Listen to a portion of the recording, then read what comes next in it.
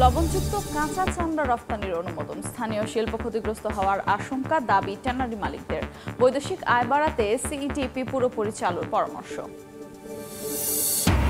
জটিলতা কাটিয়ে চট্টগ্রাম বিমানবন্দরে চালু হচ্ছে কার্গো সেবা। প্রথম পর্যায়ে জুলাইয়ে চালু হবে সপ্তাহে 2টি ফ্লাইট। উজবেকিস্তান হয়ে যাবে ইউরোপগামী পণ্য। ভরা মৌসুমেও চাঁদপুরে চড়া ইলিশের দাম, পাইকারি বাজারে অভিন্ন দর নির্ধারণের উদ্যোগ। মৌসুমী বায়ুর প্রভাবে উত্তাল সাগর, মাছ ধরতে পারছে না কক্সবাজারের জেলেরা। এবং ইরান ইসরায়েল যুদ্ধের জেরে বিশ্ববাজারে ঊর্ধ্বমুখী ভোজ্য তেলের দাম বেড়েছে। পাম, সয়াবিন সহ অন্যান্য তেলের দর, তবে চাহিদা না বাড়ায় কমেছে সূর্যমুখীর দাম।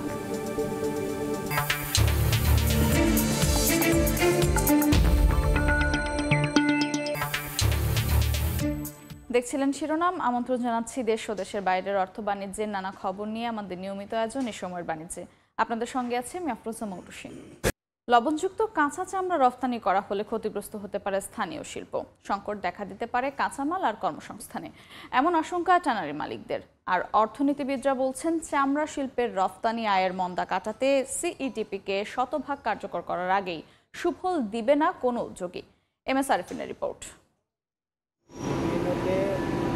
কোরবানির ঈদে বড় পরিসরে কাঁচা চামড়া সংগ্রহের পর ট্যানারিগুলোতে চলছে ওয়েট ব্লুর কাজ। 1990 সালের আগ পর্যন্ত ওয়েট ব্লু করা চামড়াই রপ্তানি হতো। 30 বছর পর 2021 সালের জুলাইয়ে ফের কয়েকটি কোম্পানি পায় এই চামড়া রপ্তানির অনুমতি।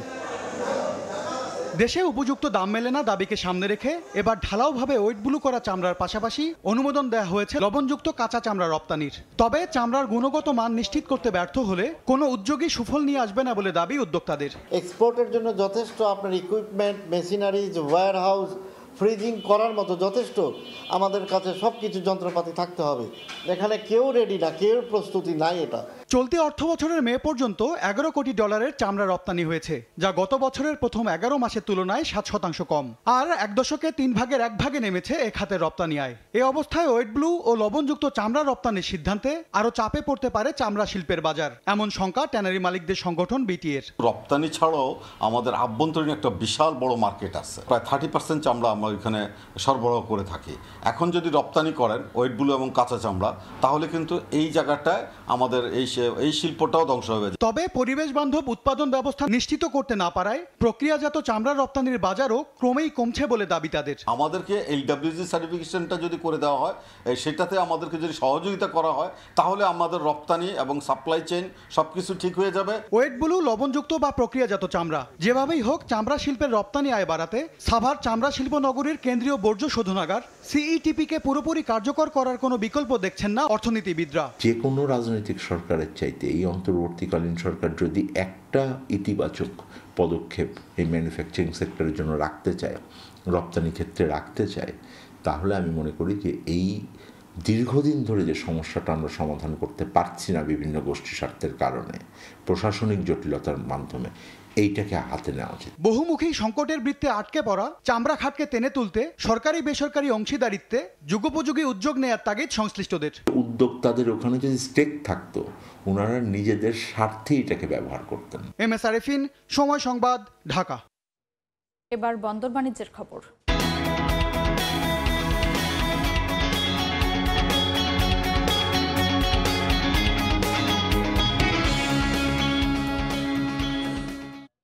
সব জটিলতা কাটিয়ে অবশেষে জুলাই থেকে গার্মেন্টস পণ্য পরিবহনে সরাসরি কার্গো সার্ভিস চালু করতে যাচ্ছে চট্টগ্রাম শাহ আমানত বিমানবন্দর।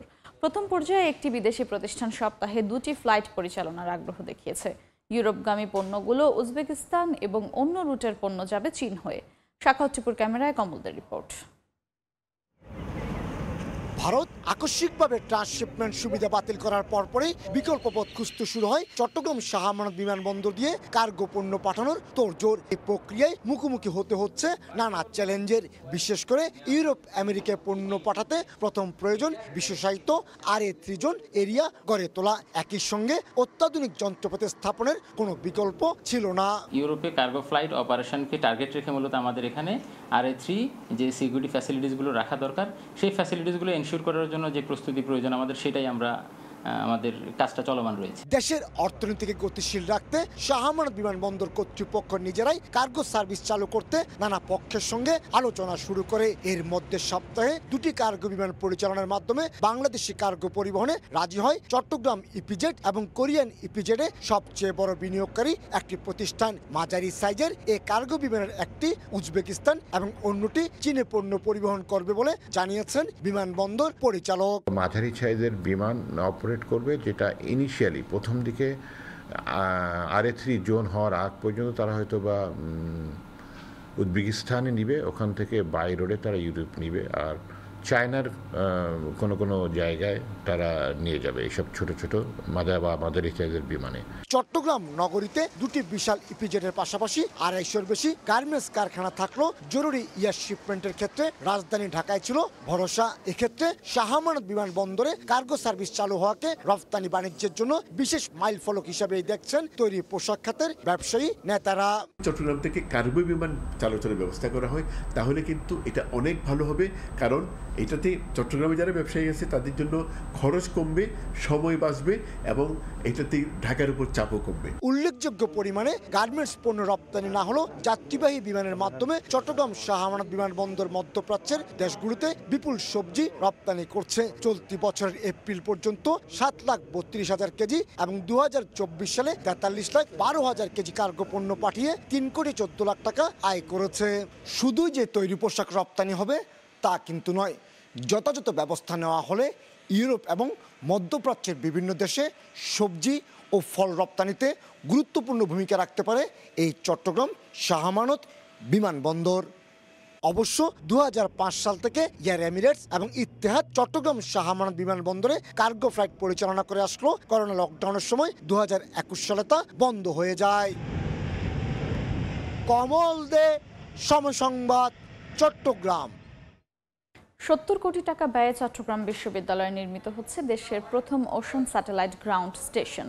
উপকূলীয় অঞ্চলের তথ্য মাত্র 10 থেকে 15 মিনিটের মধ্যে সংগ্রহ ও বিশ্লেষণ করতে সক্ষম হবে এই স্টেশন।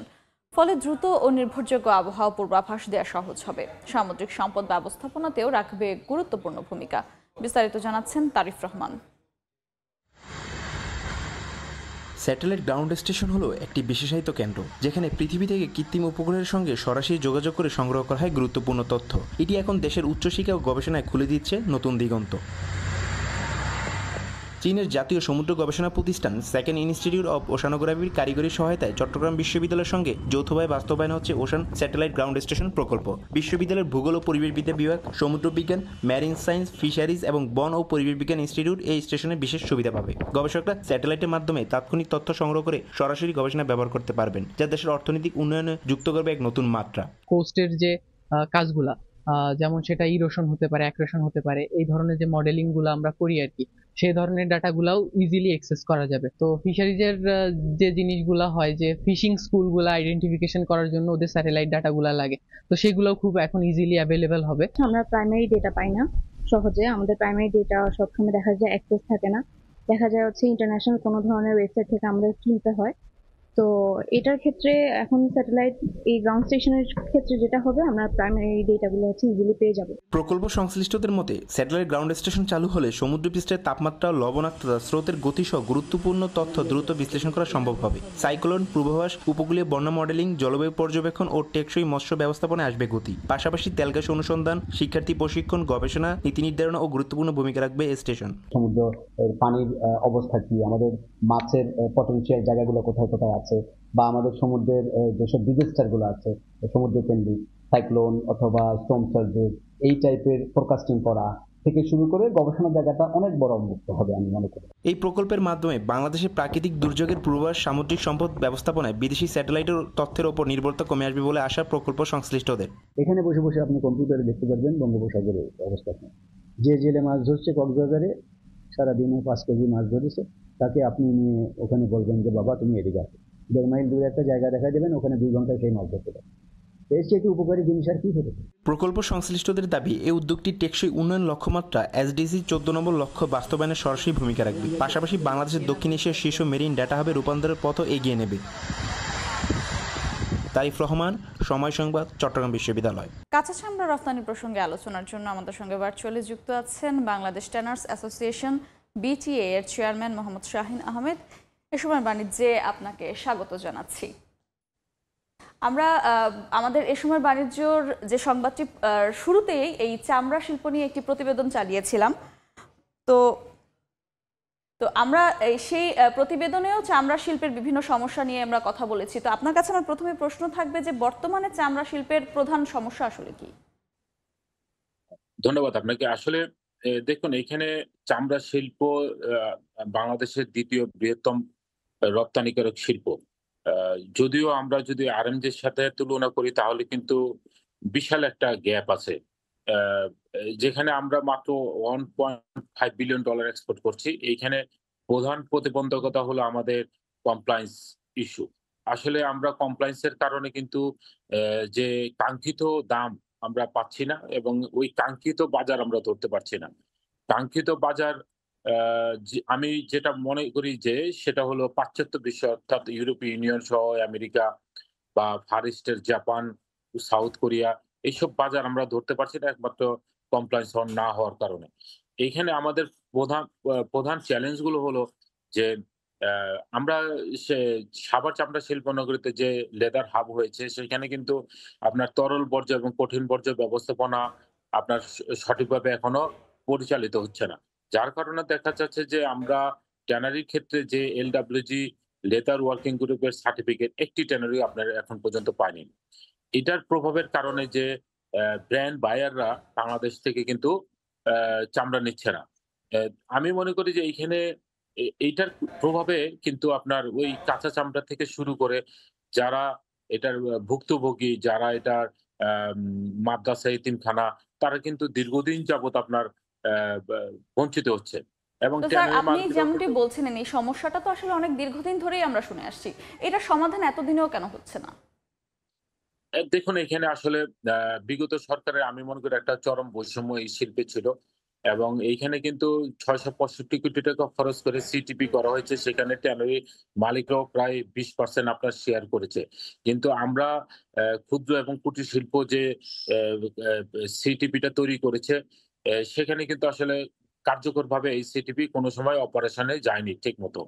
এইখানে যে চাইনিজ ঠিকাদারদের কাজ দিয়েছিল সেখানে তারা অর্ধনির্মিত রেখে এই দেশ থেকে আপনার চলে যায় এবং এইখানে এই সিটিপিটার অনেকগুলো আপনার কোয়ালিটি ডিজাইনের উপরে দাঁড়ানো, যার কারণে দেখা যাচ্ছে যে আমরা আসলে অভ্যন্তরীণ যে সার্টিফিকেট, অর্থাৎ আমার পরিবেশ অধিদপ্তরের যে মানদণ্ড, সেটা কিন্তু আপনার মানদণ্ড অনুযায়ী এই ইফ্লুয়েন্ট আপনার ট্রিটমেন্ট করতে পারছে না। তো আমরা মনে করি যে এখানে আসলে ইন্টারন্যাশনাল স্ট্যান্ডার্ড এই সিটিপি না হওয়ার কারণেই কিন্তু এই চামড়া শিল্প আপনার দিন দিন আপনার এক্সপোর্ট গ্রোথ কমছে।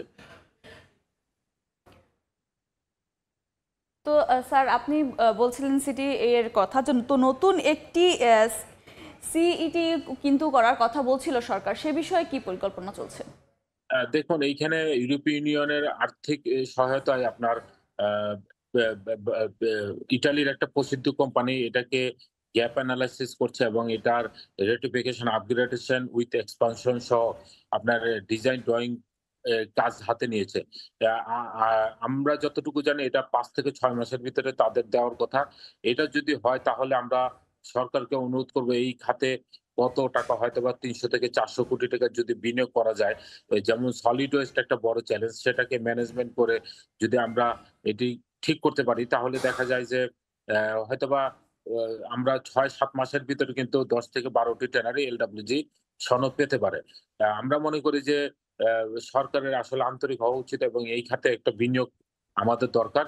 যে বিনিয়োগের কারণে দেখা যাবে যে আমাদের যে ফরওয়ার্ড লিঙ্কেজ সহ লেদার গুডস, ফুটওয়্যার ইন্ডাস্ট্রি আপনার প্রসারিত লাভ করবে এবং পাশাপাশি আমি মনে করি যে আমরা আজকে মানে 12,000 বা 13,000 কোটি টাকা এক্সপোর্ট করছি, সেটা কিন্তু আপনার 50,000 কোটি টাকা উইদিনে 2 ইয়ার্স 3 ইয়ার্স এর ভিতরে সম্ভব। আমি মনে করি যে এখানে সরকারের একটা সদিচ্ছার দরকার আছে এবং পাশাপাশি আমি মনে করি যে এই সরকার যে কাঁচা চামড়া সংরক্ষণ, ব্যবস্থাপনা এবং যে লবণ 30,000 মেট্রিক টন লবণ দিয়ে চামড়াটাকে প্রিজার্ভেশন করার জন্য যে উচ্চ পর্যায়ের কমিটি গঠন করেছিল সেটা সঠিকভাবে কাজ করেছে। তো আমরা মনে করি যে চামড়া শিল্পের যে বিদ্যমান সমস্যাগুলো আছে সেটা চিহ্নিত করার জন্য একটা উচ্চ পর্যায়ের কমিটি গঠন করে দেওয়া উচিত। তাহলে আমি মনে করি যে এই সমস্যাগুলো আসলে সমাধান করা সম্ভব। আচ্ছা, এবার তো আসলে কাঁচা চামড়া রপ্তানিরও অনুমোদন দেওয়া হয়েছে, তো এইটার প্রভাব কেমন পড়বে মনে করছেন? দেখুন, এইখানে আসলে বাংলাদেশ থেকে কাঁচা চামড়া নেওয়ার ইতিহাস আমার মতে আমি জানি না। কারণ এইখানে কয়েকটি ধাপ আছে। যে দেশই আপনার এই দেশ থেকে চামড়া নেবে, কাঁচা চামড়া বিশেষত, তাদের কোয়ারেন্টাইন করতে হবে এবং কয়েকটি সার্টিফিকেট পার হয়ে আপনার কিন্তু এটা নিতে হবে। সুতরাং আমি মনে করি যে এটা কার্যকর কোনো ভূমিকা রাখবে না। তবে ওইগুলো চামড়া রপ্তানির আদেশ দিয়েছে, সেটাও আমি মনে করি যে শিল্পের জন্য ঠিক নয়। তারপরেও যদি বায়ার পাওয়া যায়, আমরা মনে করি যে ৩ মাসের যে সময় দিয়েছে সেটা আপনার হয়তোবা কোন ট্যানারি মালিকরা করতে পারেন। তা বাংলাদেশে বর্তমানে চামড়ার প্রধান রপ্তানি বাজার কোনটা আসলে? দেখুন, আমরা কিন্তু এক কেন্দ্রিক রপ্তানি বাজারের উপরে নির্ভরশীল, অর্থাৎ আমরা চীনের ক্রেতাদের উপরে নির্ভরশীল। এইখানে চীন কেন্দ্রিক বাজার হওয়ার কারণে তারা সিন্ডিকেট করে আমাদের থেকে কম দাম নিয়ে তারা কিন্তু কমপ্লায়েন্স ফ্যাক্টরিগুলোতে বেশি দামে বিক্রি করছে। অথচ আমরা কিন্তু বাংলাদেশ বৈদেশিক মুদ্রা হারাচ্ছে এবং আমরা কিন্তু শিল্প মালিকরা ক্ষতিগ্রস্ত হচ্ছি। সুতরাং এই সিন্ডিকেট এবং এই চীন কেন্দ্রিক বাজার থেকে আমাদের বেরিয়ে আসতে হবে। এটার বেরিয়ে আসার একমাত্র উপায় হলো আমাদের কমপ্লায়েন্স করা। এটার কোনো অল্টারনেটিভ আমি মনে করি যে নেই। বাংলাদেশে কিন্তু জুতার চামড়ার ক্ষেত্রে অনেক ভালো অবস্থানে রয়েছে, সেক্ষেত্রে আপনারা চামড়াটা আসলে কোথায় এক্সপোর্ট করছেন?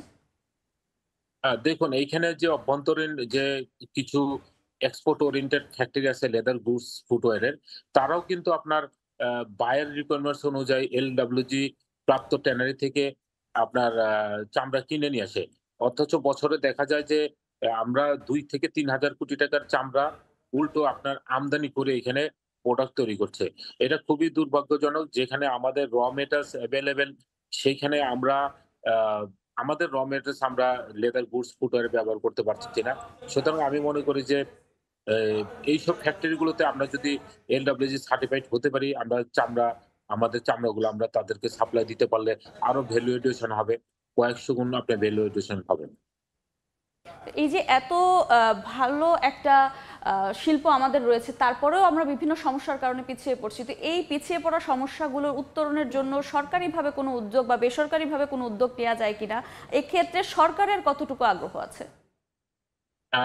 দেখুন, এইখানে আমি মনে করি যে সরকারের এই খাতে একটা বিনিয়োগ করা দরকার। কারণ আমি মনে করি যে ট্রাস্ট সেক্টর হিসেবে এইখানে যদি আপনার ট্যানারি ইন্ডাস্ট্রি না থাকে, এই চামড়াগুলো কিন্তু আপনার মাটিতেই পুঁতে ফেলতে হবে।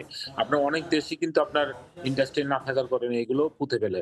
আমরা কিন্তু সেইখানে 85% ভ্যালু এডিশন করে এটাকে প্রোডাক্টে রূপান্তর করে আমরা কিন্তু বৈদেশিক মুদ্রা অর্জন করছি। অথচ আমাদের কিন্তু এক্সপোর্ট বাস্কেট সীমিত।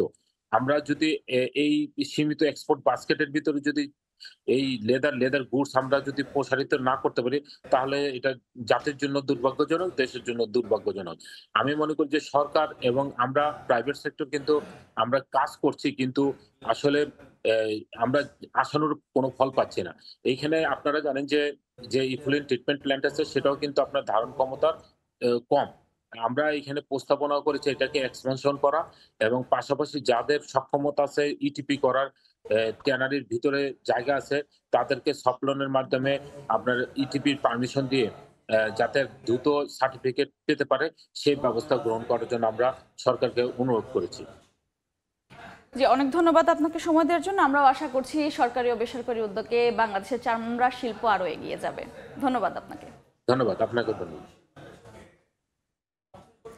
চামড়া শিল্প নিয়ে আলোচনায় আমার সঙ্গে যুক্ত ছিলেন BTA এর চেয়ারম্যান মোহাম্মদ শাহিন আহমেদ।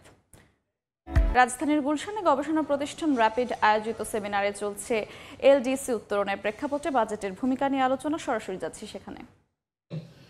সরকার বলেছে যে তারা ওই যে 7,90,000 কোটি টাকা খরচ করবে, তাই না?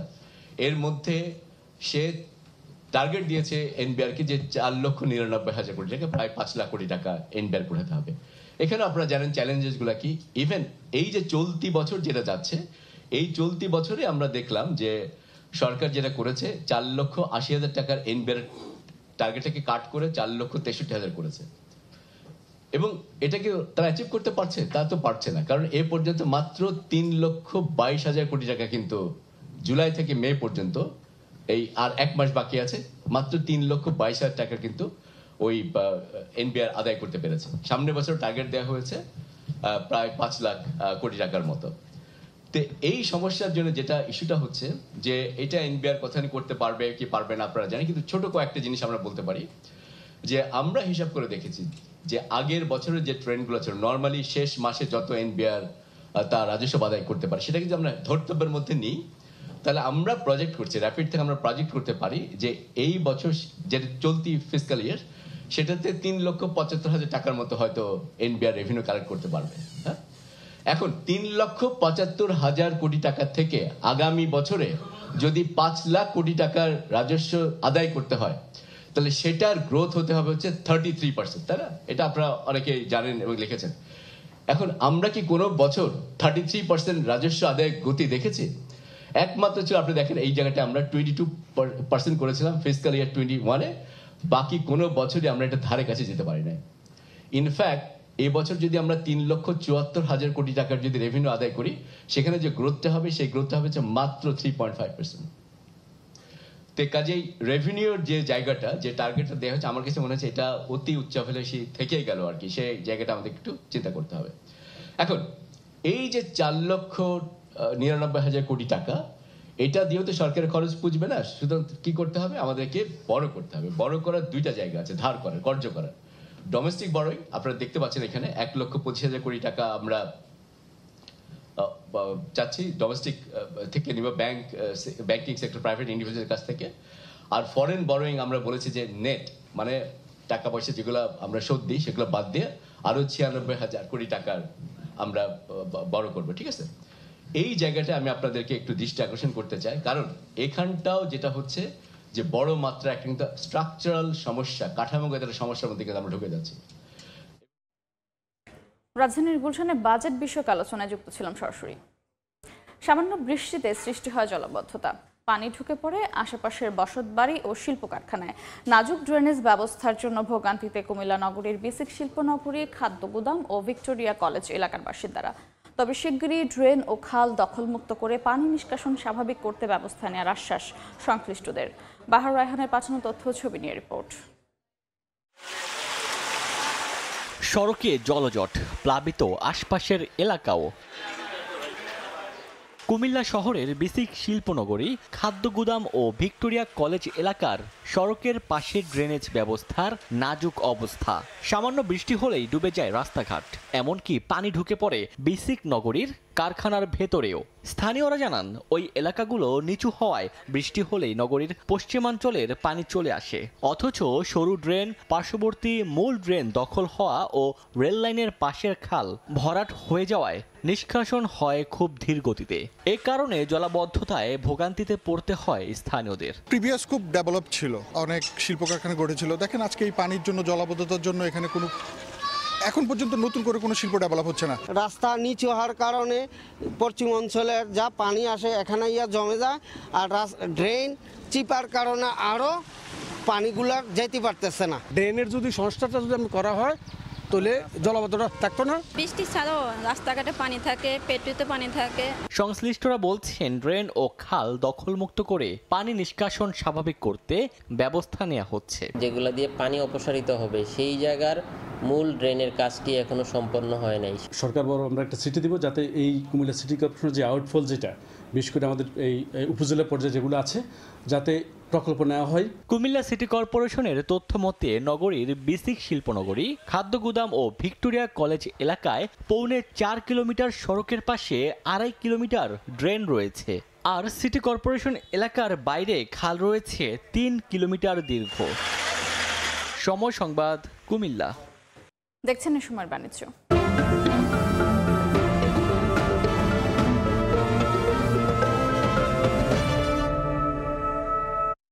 ইলিশ ইলিশের ভরা মৌসুমেও চাঁদপুরের পাইকারি বাজারে কমছে সরবরাহ, বেড়েছে দাম, ক্ষুব্ধ ক্রেতারা।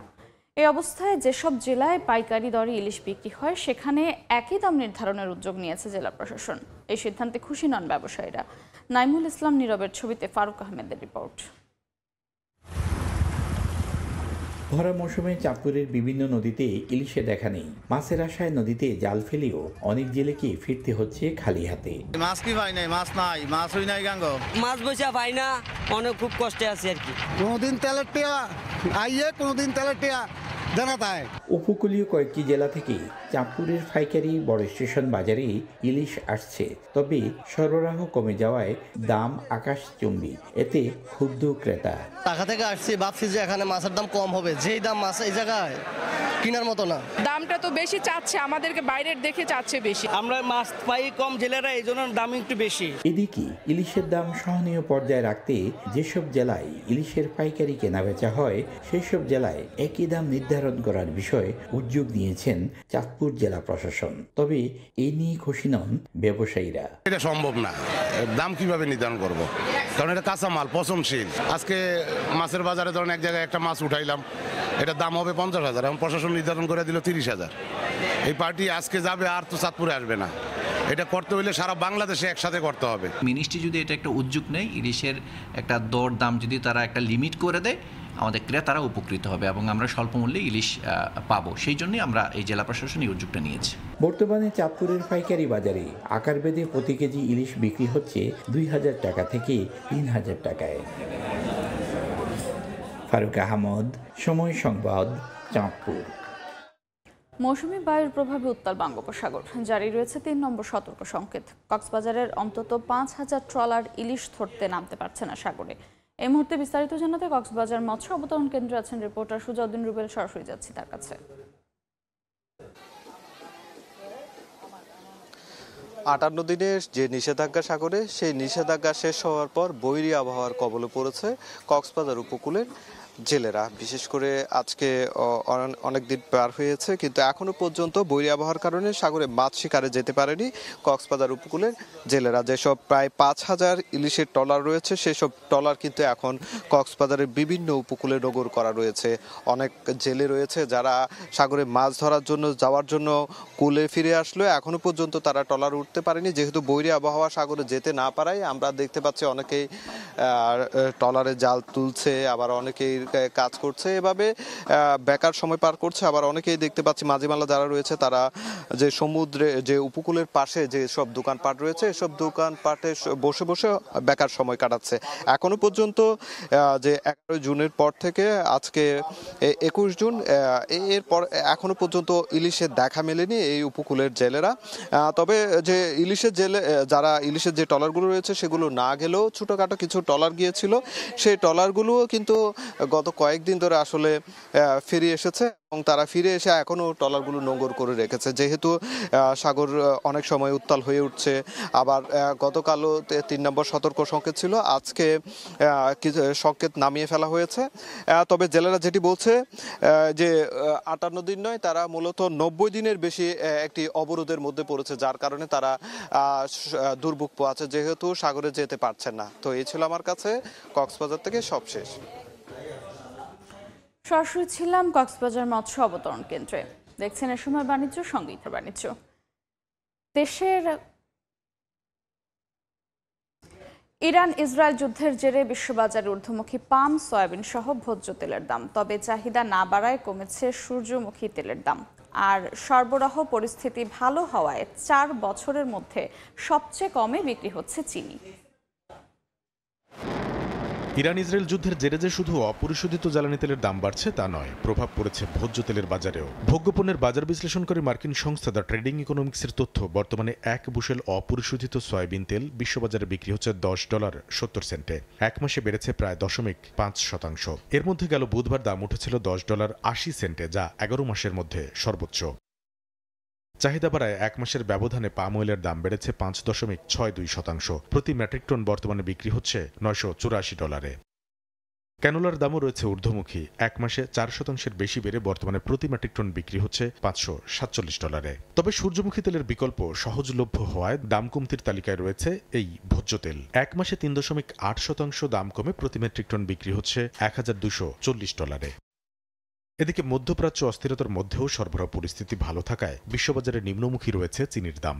এক মাসে 9.5% বেশি কমে বর্তমানে প্রতি পাউন্ড বিক্রি হচ্ছে 16 সেন্টে। দ্য ট্রেডিং ইকোনমিক্সের তথ্য, গেল 4 বছরের মধ্যে সর্বনিম্ন দামে বর্তমানে বিশ্ববাজারে বিক্রি হচ্ছে চিনি। দেশে ক্রমবর্ধমান ডিজিটাল কন্টেন্ট নির্মাতা ও ইনফ্লুয়েন্সারদের কাজের স্বীকৃতি দিতে সফলভাবে অনুষ্ঠিত হলো Meril presents marvel of tomorrow season 4। এই উপলক্ষে শুক্রবার বিকেলে রাজধানীর একটি হোটেলে অনুষ্ঠানের আয়োজন করা হয়। Aspiring entertainment, fashion designer, dance ও হার্টস্টিক্স ওয়েলবিং সহ 27 ক্যাটাগরিতে কন্টেন্ট নির্মাতাদের সম্মাননা জানানো হয়েছে। বিচারক পর্যায়ে 5 মাস গবেষণার পর 84 জন প্রতিযোগীর মধ্য থেকে বিজয়ী নির্বাচন করা হয়। অনুষ্ঠান সঞ্চালনায় ছিলেন জনপ্রিয় কন্টেন্ট নির্মাতা আমিন হান্নান ও শৌভিক আহমেদ। মঞ্চে নৃত্য পরিবেশনা করেন Havana salsa, flow by Ira ও ডিজে বিটস। দীর্ঘদিন ধরে বিনোদন জগতে মেরিল দেশের চলচ্চিত্র শিল্পী, নির্মাতা ও কলাকুশলীদের গুণগত কাজের স্বীকৃতি দিয়ে তাদের সম্মানিত করে আসছে।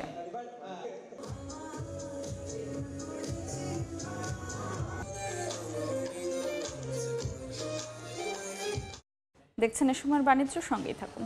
অস্ট্রেলিয়ার সামাজিক যোগাযোগ মাধ্যমে শিশুদের প্রবেশ ঠেকাতে চালানো হয়েছে পরীক্ষামূলক প্রকল্প। লক্ষ্য 16 বছরের নিচের ব্যবহারকারীদের ঠেকানো। কিন্তু প্রশ্ন উঠেছে এ বিষয়ে প্রযুক্তির কার্যকারিতা নিয়ে। উদ্বেগ তৈরি হয়েছে বায়োমেট্রিক তথ্য সুরক্ষা নিয়েও।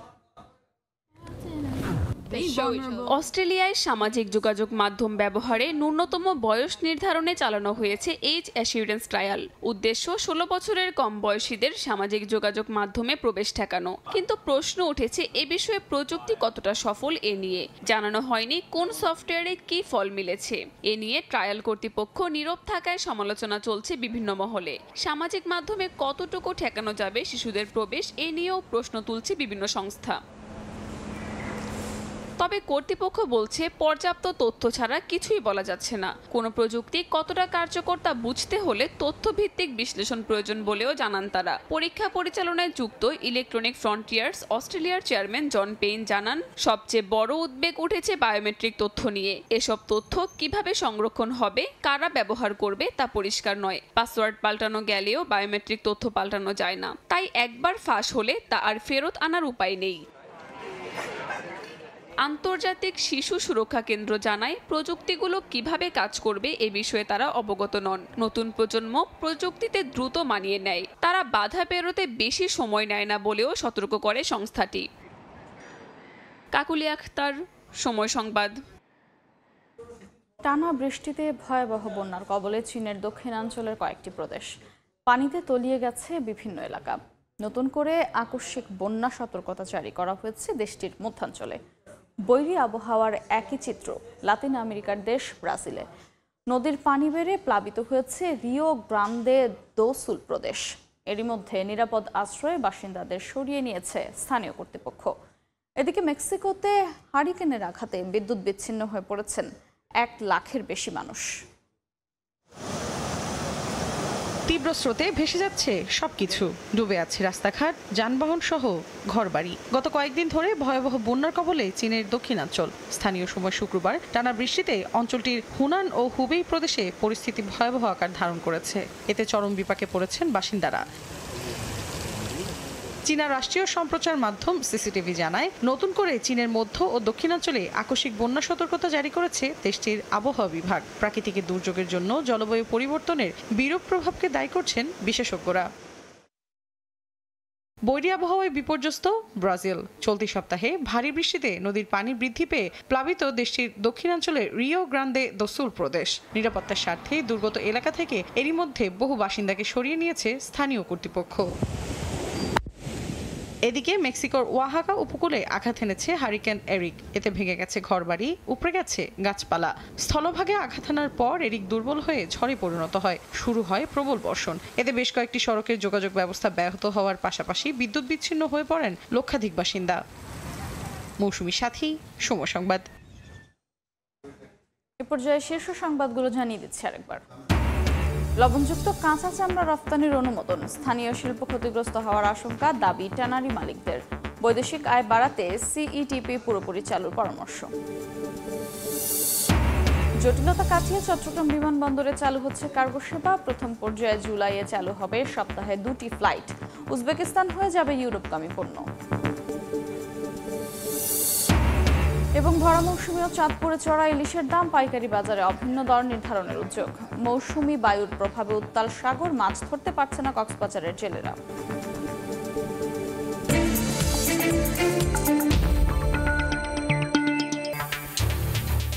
এই ছিল সময়ের বাণিজ্যে, সঙ্গেই থাকুন সময়ের।